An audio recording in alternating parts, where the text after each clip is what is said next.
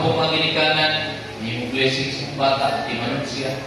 O ang kunon ingon na halad sa ingon ka panalangin gikan sa Diyos diya kanini kung siya inyong ihalad sa Ginoo. Okay? Sabat mo ani ang pag-ampo, himuha ni na inyong pag-ampo. Yun na inyong mata kung sa tipo kasing-kasing sabat nini pag-ampo. Amahan na balaan sa ngalan ni Ginoong Hesus sa gawon sa balang Espiritu. Ako, sulti mo pangalan. Amahan, linahan. Sulti, amahan, linahan. Iyon ni Marie. Nagasaad, Ginoo, na akong tuman ang iyong kasubuan sa pagkaginikanan aron timanon, pagkaon, kag anak na mao si Iyon ni Marie. Abangin mo Diyos, nagising mo mga pulong o sa imong balang Espiritu. Aron akong mabuha ang imong gahupon ko alam sa mga. Niya ko Diyos, ang ihalad kanimo si Maria.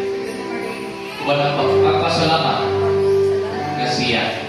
Imong gihatag ka naman, iyong dagatong kasa o panalangin. In Jesus' name. Amen.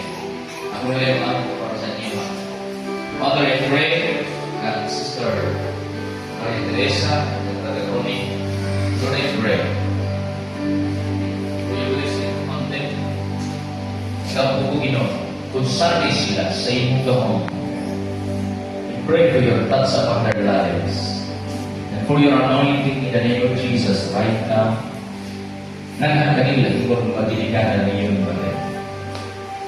I speak life. I speak the joy, the peace, the love of God towards this family.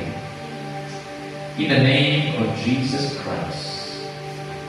Anang Ginoo ng mga problema, kabalaka, kagamapon, ang tanan ng Diyos, imo nang ipapas.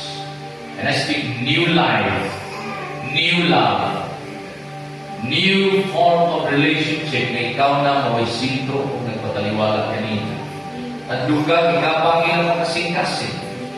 Nagampo ko ang kabatong silang pananawon para silang pananakin. Pili lamang kang Iyon Maria. Right now, I lift them to you in the name of Jesus Christ. I lift them to you, Lord. Holy Spirit, guide them. Reveal unto them. Ipasinati ko kanila. Lord, wala imposible kanimo Ginoo. Na kanimo ang tanan. Provide their needs, Father God, in the name of Jesus. Transform them from glory to glory in the name of Jesus. I speak life right now. In Jesus' name.